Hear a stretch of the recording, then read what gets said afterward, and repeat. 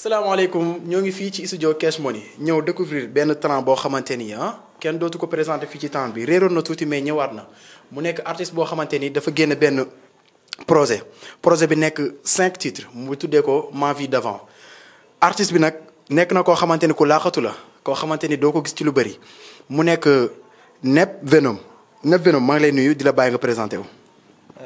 Ça va, Nakomo, comment vous allez? Moi c'est Neb Venom, un artiste ici de Kédougou. J'ai commencé à rapper, ça fait même pas un an, juste 7 mois comme ça. J'ai eu l'occasion de sortir 2 singles qui sont déjà sur YouTube. Et là, j'ai fait un projet avec un producteur qui s'appelle Kesh dans son label Southside Music. Voilà. Ok mais pourquoi nga toog xaar ñëw génnandoo 5 projets pourquoi 5 titres yi ak pourquoi idée bi nan la ñëwee. Au début c'était pas programmé pour faire sortir un projet mais j'ai vu que j'étais tout le temps là à écrire, à travailler parce que depuis que j'ai sorti mes 2 singles j'ai reçu des critiques en fait et ce qui m'a fait bosser de plus en plus aussi pour m'améliorer. Donc du coup j'ai eu à travailler beaucoup de sons.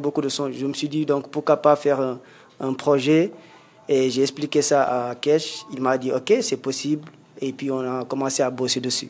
Kan moo la produire parce que mixtape bi nekk na mixtape boo xamante ni voilà boo dégloo da ngay xam ni lii du liggéey bu ndaw quoi. Ouais, j'ai travaillé tout le projet, je l'ai travaillé avec Kesh. C'est lui qui a fait tout le projet, les mixages, mastering et l'enregistrement, tout, c'est lui qui a fait. Et aussi il m'a aidé, il m'a aidé beaucoup, pas un peu, il m'a beaucoup aidé en fait. Ouais. Kon gars yi ñoo ko déggandoo léegi nag li ñuy def lenn la mooy dañuy dem toog ñu déglandoo séance bi déglandoo ñun ñëpp ñu xool buñ paree kenn ku ne ñëw joxe sa avis. Vie d'avant, hein? Cousin, suis-moi, je te montre ma vie d'avant. Aujourd'hui, c'est à cause d'elle que j'ai pu avancer. C'était pas le paradis, mais j'ai pu l'achever. La shit, la huile, c'est des putains de passion. Yeah. Faites encore.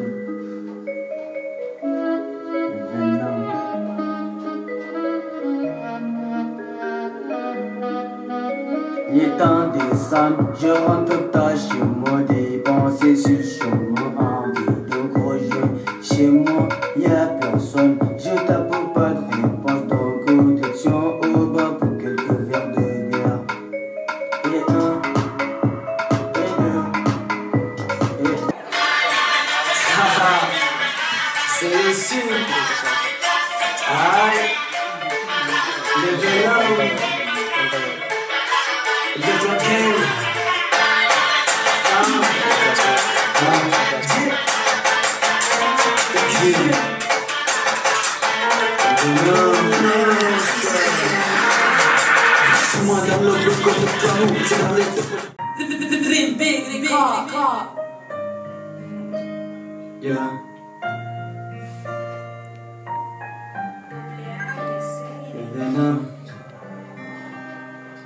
Yeah. La route des pensées que j'ai. Sur ma route, je marche seul. Je pense tout seul à toutes ces choses que j'ai commises. bëggoon naa xam kañ lay génn kañ la sorti projet bi. Sorti projet bi c'est le vendredi prochain qui viendra Inch'Allah. On va faire sortir le projet et tout. Il sera disponible. Sur YouTube. Voilà, ci yan plateforme. Seulement sur YouTube pour YouTube l'instant. kese Pour l'instant, oui. Inch'Allah léegi gars yi déglu ngeen li mu wax ci projet bi nekk na artiste boo xamante ni artiste bu complet la vraiment daal moom projet bi moom la ñuy déglu léegi ci kanam dinañ ko déglu gars yi dinañ jox seen avis. projet bi nag xam leen ni vendredi lay génne incha allah et dina ko dugal ci YouTube kese lay disponible kon gars yi dañuy dem ñu xool gars yi nekk ci studio bi nañ lañ gisee projet bi ak na lañ ko déggee. déglu nañ projet Neb Venom bi voilà mu nekk projet boo xamante ni projet bu nice la léegi nag gars yi déglu nañ ko dañuy laaj ki nga xamante ni ñëw na tey déglu na séance d'écoute bi ñu laaj ko moom nan la gisee projet bi jàmbaar maa ngi lay bëggee. waaw jaaf ma ngi delloo bëggee gaan. yaa ngi jàmm bu baax a baax. waaw sant yàlla bu baax. noo gisee projet Neuf Venom bi. genre pour début de carrière déjà c'est bien quoi parce que doo ñëw rek percer xam nga step by step la genre man lu ma koy conseillé na gëm boppam après muy loolu quoi genre incha allah dina baax. incha allah déjà projet bi RAS. mais daal kiifee nga daal 100%. waaw man kii fe naa. jaajëf genre am na lu mu war a liggéey. genre gën a yokkaat job bi quoi. incha allah mais déjà pour début de carrière. nice waaw nice kon kontaan nañ. kii moom artiste la muy Bip ñëw déglu projet bi Bip maa ngi lay nuyu. maa lay fay. Bip noo gisee projet bi. bon projet Neuf Venom bi mën naa ne projet bu exceptionnel en tant que quelqu'un qui vient juste dans le milieu. d'hip hop. lenn loo xam ne dafa nekk loo xam ne dafa complexe trop. nit ñi mën nañ la critiquer de gauche à droite. mais léegi nag yow artiste bi bu fekkee ku teel a bàyyi nga. wala kuy teel a xaddi nga. fat mën nga xaddi te loolu du lu la war quoi en fait. dëgg la en tant qu'artiste man ce que j'ai vu est que le projet il est carré. comme ni ma ko faral di waxee. les mots sont séduisants. les instruments sont séduisants. alors ensemble ils vont aller séduire les succès. jeex na mais Sawni yow artiste nga déglu nga Sawni bu baax a baax. Sawni lépp nice wala am na yenn yoo xamante ne bëgg nga ko cee wax. bon bu ma amee lu ma ko war a wax mooy que ni yokku liggéey rek. parce que mënuñu ne lépp baax na. parce que yenn saa yi ñun suñu bopp dañuy def projet. ñu xam ne non ñun de dañuy jàpp ni projet bi baax na parce que ñun ñoo ko def. mënuñu critiquer suñu bopp. léegi bu ñu génnee si biti waa mbedd bi critique yi ñuy dégg foofu noonu. léegi ñun dañ ciy xam lan mooy critique bu baax bi ak lan moo nekk critique bu baaxul bi. nice lu baax li ñu tànn ko def ko suñu kanam liggéey si lu bon li ñu xam ne lii de critique boo xam ne ñun dañ ko yeeyoo en fait. dëgg la jàmbaar maa ngi lay béggee. delloo béggee gars di la laaj nan nga gisee projet bi. bon pour commencer wax si artiste bi daf may neex trop. ok avant dugg si carrière ak loolu. parce que daan nañ ci waxtaan ma ak moom. pour dire vrai man daf ma bett. parce que commencement bi caaxaan dafa bëri woon. mooy loolu dana ñëw tegal may affaire ma naan ko jugeel fii ak yooyu noonu quoi. mais ba ma demee xam ne li sérieux la. ma yàgg ko toog di ko déglu mais dama koy critiquer mosuma ko wax baax na. day dóor lu baax de mais xam nga sama gaañ la. mais tamit du ma def li nga xamante ne toujours naan ko baax na dama ko naan baaxul mu dem joobi waat. dëgg la mais ba ma dégloo lii. daf ma bett. du ma wax nag c'est excellent. mais toog na. dëgg na lenn moo ko defee. dolli job. critiquer mu teg fële wax yu baax yi mu teg fële moom na concentré wu focus. job gëm boppam. loolu laa gëm quoi. ñun ñoo ngi ci ginnaaw moom rek la ñuy topp.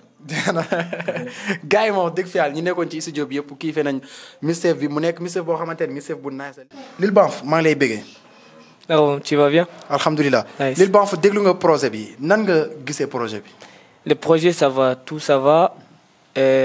Il a bien travaillé parce qu'au début, c'était vraiment mal. Mais après, j'ai vu qu'il s'est bien amélioré. On a bien écouté. Et surtout, genre, il y avait 2 sons que j'avais pas trouvé cool. Mais maintenant, ça va.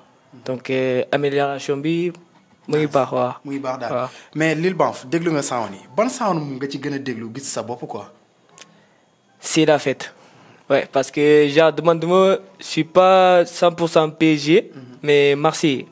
Donc, son bi instrumental, tout ça, ça me fait passer aux instrumentales des Marseillais et tout ça. Donc, voilà. sound boobu daal déglu nga ko gis nga sa bopp. mais Banf est-ce que mën nañoo xaar parce que yéen ñaar da ngeen a nduroo ci méthode bi ngeen di rabee yéen ñaar ñëpp ci français ngeen di rabee est-ce que mën nañoo xaar un jour benn featuring yéen ñaar seen diggante. Inch'Allah, ça pourrait se faire. Hein. Ouais, carrément. Inch'Allah. Ouais. kon Banf jaajëf. Merci. ñoo ngi toog ak Cash Money mu nekk artiste nekk en même temps aussi producteur moo produit EP bi nga xamante ni moom lañ pré déglu nii Cash maa ngi lay nuyu. ñoo ngi lay fay. Cash ci producteur d'abord la ñuy ñëw tey ci Cash producteur lay ñëw duñ ñëw Cash en tant qu'artiste. Cash nan nga produire artiste bi nga xamante ni déglu nañ EP bi nga xamante ni EP bu doy waar la bu dóob la ça a été comment. non mun naa ne métti woon na trop parce que bon xam nga kuy doog a door rek. mais ñun tam duñu tayal si loolu quoi parce que nit su bëggee li nga bëgg. da nga koy wan ne tam yow yaa ko gën a bëgg quoi. yaa ngi gis kon ñii ay xale lañ. ñun ñoo leen jiitu. suñu rôle mooy ñu tette leen wan leen yoon bi. guider leen mais pas di leen décourager. même su nekkee sax maanaam niveau bi baaxul. da ngay xam ne tamit yow am na benn jour. toll woon nga ci niveau boobu noonu quoi. est-ce que yaa ngi comprendre. kon moo tax man musuma taay saa yu ñëwee bu baaxulee ma ne ko baaxul yenn saa yi dina ma mere mais après bu demee day xam ne non kii daf lu baax la ma bëggal quoi maa ngi koy féliciter si loolu tamit parce que tey métti woon na de yenn saa yi sax xam naa danaan non kees day bañ a génnee sama son yi sax mais du loolu parce que tey résultat bi laa ko bëggaloon quoi. léegi ñu ñëw ci séance d'écoute bi parce que ñun ñëpp ñoo ko déglandoo. nan nga ko gisee en tant que artiste laa bul ma wax en tant que producteur mais nan nga gisee EP bi en tant que artiste. bon affaire bi nice na. parce que dañ ko job man moom man lii dañ ko job parce que tey ñun ñuy job affaire bi ñoo xam liñ ci daj. benn son mun nañ ci def ay temps ay enregistré comme ni mu la ko waxee. dañ ko enregistré waat. sama yoon nekk si xaalis bi amul importance. li am importance mooy lan la ñuy génnee. lan la ñuy jox nit yi. loolu li ñuy produire.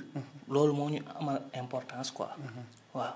kon yow daal EP bi déglu nga ko nice yaa ko produire et puis nice daal yow. nice parce que man lu tax dama lay wax benn affaire bu ndaw parce que tey nii par exemple man bi may commencé rap. aw ma woon ku may guider. niveau bu mu am nii. waaw amoo woon ci léegi de loolu sax waaw moo taxoon nga génne ñu sa sound ba. naan mëni jël sa mëni bi.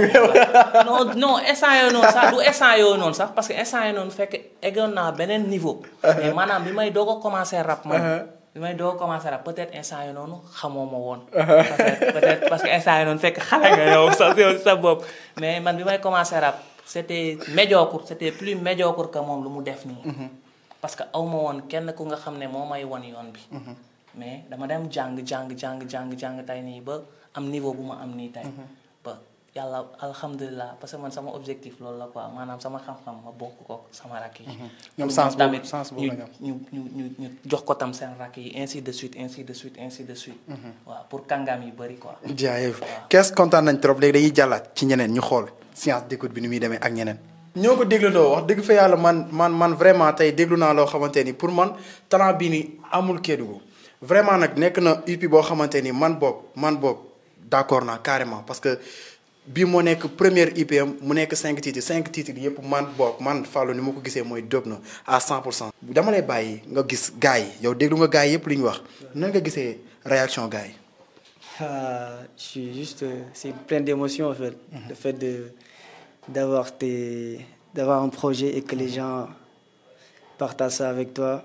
Donc ça fait plaisir surtout si tu as des amis qui te soutiennent aussi. Ça veut dire que c'est quelque chose qu'il y a des gens qui sont derrière moi. En fait, je ne dois pas les décevoir, que je vais encore continuer à bosser. Donc je me dis que c'est excellent et j'ai adoré en fait. Je ne peux pas dire beaucoup plus sur eux parce que ce sont mes gars. Je les ai appelés, ils sont là, ils sont venus présents. Donc franchement, merci à eux. C'est tout ce que j'ai à dire. dama bëgg ñu ñëwaat aussi tuuti ci album bi turu album bi déjà Ma vie d'avant pourquoi tur bi ak lan moo tax tur bi lu xew. Comme je l'ai toujours dit, ma vie d'avant c'est la vie que je vivais en fait. Ça veut tout dire. C'est la vie que je vivais qui est... c'est pas... Quand ce que je dis là-bas dans les sons, c'est juste pour, en fait, montrer aux gens que la façon dont je vivais avant et la façon dont je vis aujourd'hui, il y a une différence, en fait. C'est pour cela qu'il y a ma vie d'avant. En fait, même dans les sons, tu vas remarquer aussi, dans les sons, il y a trop de choses qui se répètent là-bas, qu'il y a une liaison entre les cinq titres. Tu vois.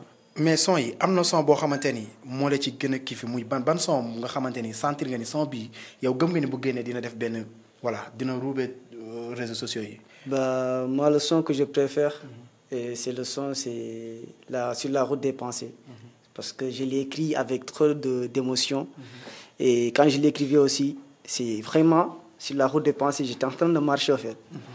Donc c'est comme ça que c'est venu dans ma tête et j'ai écrit le son juste comme ça.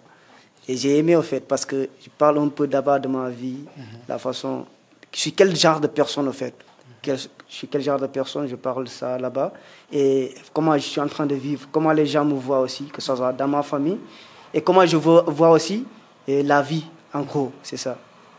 Ban son aussi moo la ci gën a nga xamante ne son bi nga xamante ni yow xam nga ni son bi metti na carrément ban son bi nga xamante ni boo ko xalaatee rek da nga daan voilà album bi mooy loolu. C'est le son le plus facile en fait. C'est le son le plus facile et le plus difficile à parce que pour que je puisse enregistrer ça, j'ai fait tellement d'enregistrements sur ce son. Et c'est la fête, c'est le son qui s'appelle C'est la fête. C'est le son là, je l'ai répété. Parce qu'au fait, C'est la fête, ce que les gens ne comprennent pas, c'est le premier son que j'ai écrit. C'est le premier son. Et je l'ai enregistré 3 ou 4 fois, je pense. Parce qu'à chaque fois, quand j'ai enregistré, c'était pas bon. Kesh me disait, vas-y, entraîne-toi, reprends. Alors que c'est le son le plus facile de tout le projet, dans tout le projet, en fait. mu nekk donc en parlant de Kesh sax mu nekk artiste aussi en même temps aussi producteur kan moo financé projet bi kan moo ci voilà. kan moo def projet bi parce que nekk artiste aussi fii ci diwaanu Kédougou nekk na loo xamante ni lu metti la. waaw kan moo financé projet bi. Moi, j'ai jamais demandé de l'aide, j'ai tout fait toute seule. C'est mon argent que j'ai travaillé, que j'ai financé. Tout le projet. Il n'y a personne qui m'a donné aucun rotin. J'ai tout fait tout seul. nekk artiste fii ci diwaanu Kédougou kon nekk na loo xamante ni lu metti la. Ouais, c'est trop compliqué parce que les gens ici, bon, comme Kesh a l'habitude de le dire, je vais dire que tout le monde se prend comme un star. Donc, c'est ça en fait.